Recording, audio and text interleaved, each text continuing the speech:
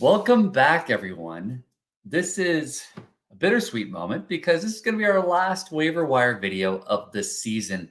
And I can't thank you all enough for keep coming back, keep clicking, keep trusting me with some picks, and in some cases, not trusting me and debating with me, which is totally fine. I'm always up for debate. I'm always up to just say, hey, my bad. You're absolutely right, because I say that all the time. But thank you so much for joining me for the 2023 MLB season. I am going to be your host again by myself here, JP at Dap Scout on Twitter or X or whatever they decide to call it this next week.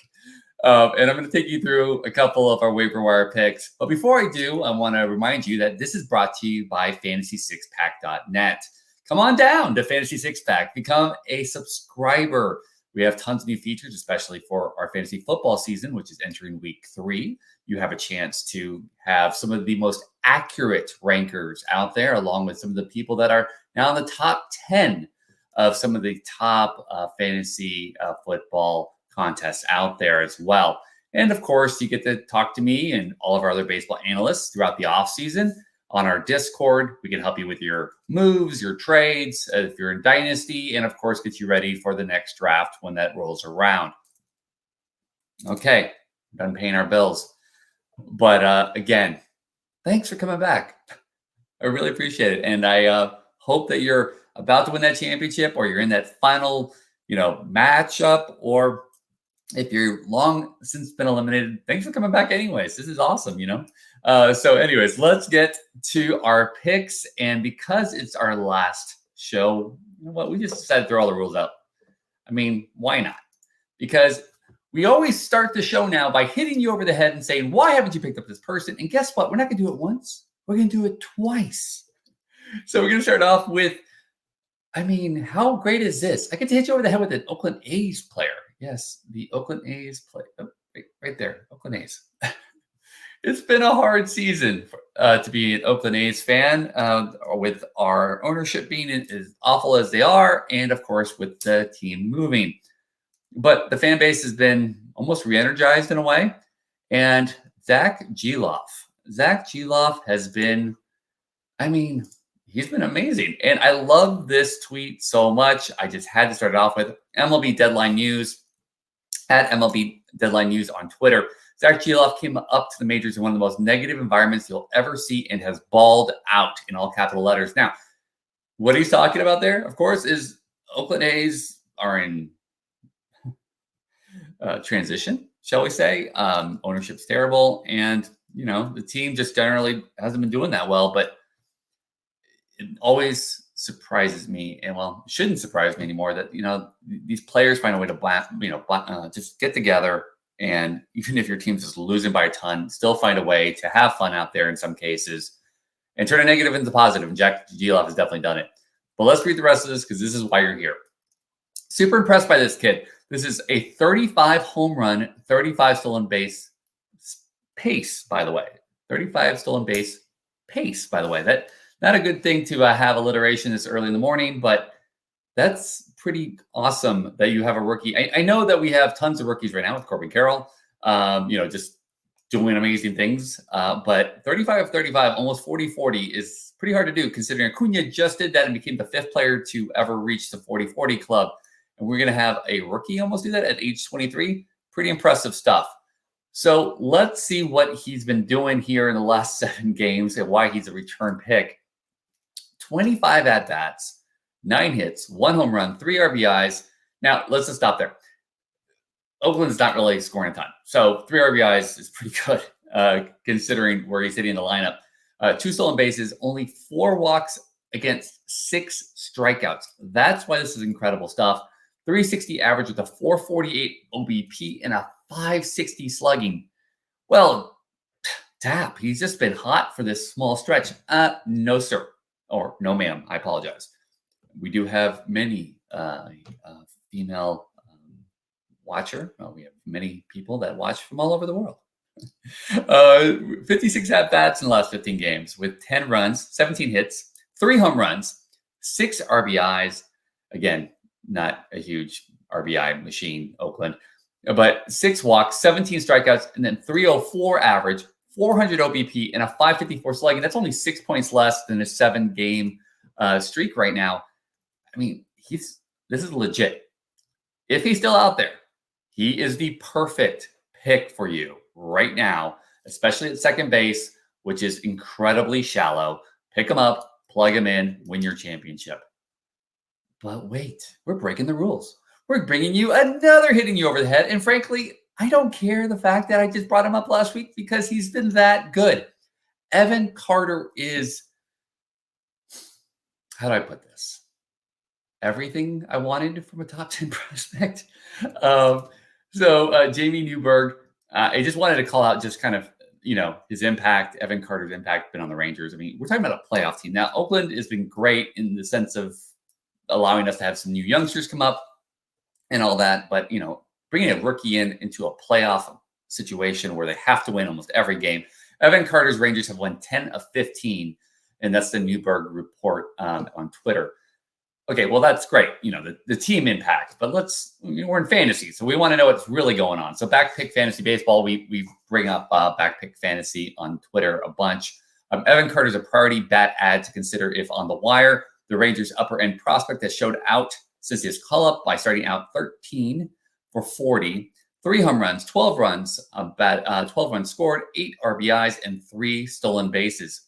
He stole 66 bags and hit 285 in just under 1,000 minor league at-bats. So he's definitely speedy. And if you haven't seen how speedy he is yet, just watch a game. He covers a lot of outfield grass, along with stealing and turning singles into doubles. Just incredible stuff. But again, alas, let's look at what he's done last 7 and 15 games. Last 7 games, 7 runs scored, 2 home runs, 5 RBIs, 4 walks. Wait, is that more walks than strikeouts? Yes. We talked about this last week. Evan Carter has plate discipline. 350 average, 458 OBP, and an 850 slugging. What are you doing to me, Evan Carter? Why can't I have you in every league? That's gorgeous. It's beautiful. 20 at-bats and 850 slugging? Yeah, that'll do. Now, of course, the 850 slugging is going to go down at the 15-game mark because he's not Barry Bonds. But we're talking about 40 at-bats over the last 15 games, 12 runs scored, 13 hits, 3 home runs, 8 RBIs, only 13 strikeouts. So 4 strikeouts more than his walks at 9, 3 stolen bases. He seems to be running a lot more as well. I think they're not necessarily trusting him more, but with him getting on base, I think the Rangers are just letting him do what he needs to do. And I'm going to start seeing those stolen bases tick up. And then a 675 slugging. Evan Carter, Zack Gelof, priority ads right now. Go add them. Pause this video. Please come back, but please pause this video. Go add them right now and win your championship. Okay. You back? Good. So let's talk about some of the other ads that we'd like you to have as well. We try to definitely pick a pitcher here. As you know, I don't love having pitchers because they always have a tendency to just be mean to me. But here we go. I started off with Chris Clegg, Roto Clegg. It's one of our final shows. Might as well have a returning guest on here. Chris Clegg, Sawyer Gipson-Long. Okay, so Sawyer Gipson-Long has been a surprise, to say the least. And you don't take my word for it because I'm not a big prospect scout like Chris Clegg is. But for him to say that he's a surprise lets you know how big of a surprise he actually is. So Sawyer Gipson-Long flew way under the radar as a prospect, caught my eye randomly in AA. This is Chris Clegg at Roto Clegg on Twitter, AA, and really liked what I saw. Can't say I expected him to be the majors this year. And with 10 Ks through 4 innings pitched in his most recent start. I mean, if you didn't see it while I was playing here, just look at that ball fall off the table at 83. And then the 95 mile an hour. And 85 on the inside. Look at that. It's beautiful. I could watch that on repeat. And frankly, I was there for a little bit, hence why I was still playing when I came up with it. But Sawyer Gipson-Long has been just dealing right now. So he started in AA this year. And it's not like he had just a cup of coffee in AA. He had 13 games started, played in 14 games. 6 wins, 5 losses. So like Chris said, he wasn't exactly like, oh my God, he's dominating AA. But he did have almost 10.5 strikeouts per 9, and only 2 walks per 9. 2 walks per 9 with a double-digit K rate. Now, that's okay. We'll see what happens when he gets to AAA. Okay, so he gets to AAA, and we're thinking, okay, it's going to balloon a little bit. Well, he had 6 games started, played 8 and 8. 2 wins, 3 losses. That doesn't tell you much, right? Wins and losses isn't it's what we're here for. To an extent, it's always a category, but hopefully you're moving to your quality start league, because K per 9 is almost 13 Ks against 3.63 walks per 9. I mean, he's doing the control, and his home runs per 9 didn't even go up that high. Went up just barely half a home run per 9. He was ready to go. So they bring him up. Detroit brings him up, and ready at 3 games started. Only 1 win, 15 innings pitched. So half of what he's done in AAA already. 12 Ks per 9, 3.6 walks per 9, with less than a home run per 9. I mean, I am just surprised. I'm mortified that I missed on him in so many leagues. I'm definitely looking at him everywhere next year. I would definitely be looking at drafting him. I love, as I've said many times, Detroit Tiger Stadium. It's one of my favorite pro pitcher parks, pitcher-friendly parks, not like Cincinnati, and definitely like Baltimore. Baltimore's another pitcher-friendly park, especially. This is somebody who I'm definitely targeting next year as well. But pick him up right now, ride the hot streak, and hopefully nobody figures him out before the end of the year. All right, so Sawyer Gipson-Long is going to be the longest name of anybody we covered today. Now let's go to somebody that you have heard of before, and I just wanted to point him out because I think you might have forgotten that he's coming back. And that is Triston McKenzie, the tall, skinny one. I don't. The Mick strikeout. Okay, I'm going to stop. But okay, so Cleveland Guardian perspective. It's always a great idea. One of the secrets, and I try to tell you some thoughts here, right, is to always go after team reports or bloggers that cover teams specifically. Fan sided is great. Anybody where they literally eat, drink that team every day. Guardian Perspective is a great one for the Guardians, but look after those types of team sites if you really want to get a deeper perspective of who's coming up and also what's really going on beyond the headlines. Yes, headlines are great, but always try to dive a little deeper. And Triston McKenzie's coming back from his injury, and let's look at what he just did, right? So he allowed 3 runs tonight, gave up a pair of home runs while striking out 2 over 3.2 innings for Columbus. Best news is he looked healthy with his fastball, topping at 94.4. Okay, so he gave up 2 home runs in the minor leagues. That's not great, right? Oh, no, what did he do? But we have to remember that these minor league starts, they typically are working on, where's your velocity at? Or let's make sure that you can throw a curve, or let's make sure you can locate your fastball. So typically these aren't just, let's look at the bottom line, and that's what the line is what the line is. I have a feeling that they really wanted to see him locate that fastball. That's where, everything else kind of plays off of for Triston McKenzie. And they really wanted to kind of see, he can throw strikes consistently, and they're going to bring him up. He's starting this week for sure. And I think this is another great kind of play to get some strikeouts if you're in a keeper 9 or in a strikeout league of any type. You might need some ERA help here because he might only go 4 innings, 4.5 innings, maybe 5, no way. But, this is a great kind of throw in and get some strikeouts and hopefully help your ERA as well. When Triston's on, he's on. When he's off, home runs happen. And that's always kind of been the case here for him. But let's look at what he was able to do so far this year. Now, I'm not really that interested in, the 2 games that he started in the major leagues because it's 2 games. But sure, why not? 10 innings pitched, 13.5 Ks per 9 with 3.6 walks and gave up 1 less home run. He always had that home run problem. It seems sometimes it just seems to just attack that ball of his. But in AAA, you're going to be like, well, what about the AAA numbers? Okay, well, he started 4 games. So not just that last game, right? So let's look. He's almost had 10 Ks per 9 at 9.64, 3.21 walks per 9. And there it is, 3.21 home runs per nine. But again, I'm just going to throw that out because again, with his injury to an established major league starter, he's probably working on different pitches. It's like spring training numbers. I'm not as worried on that home run number there. I am looking at some of these other things though. 90% left on base and 38%, which is really close to being in line with his career numbers. So he's really pushing those ground balls as well. So Triston McKenzie is a great start. We know what we're going to get from him. He's been a veteran for quite some time. I just hope he stays healthy, especially next year as well.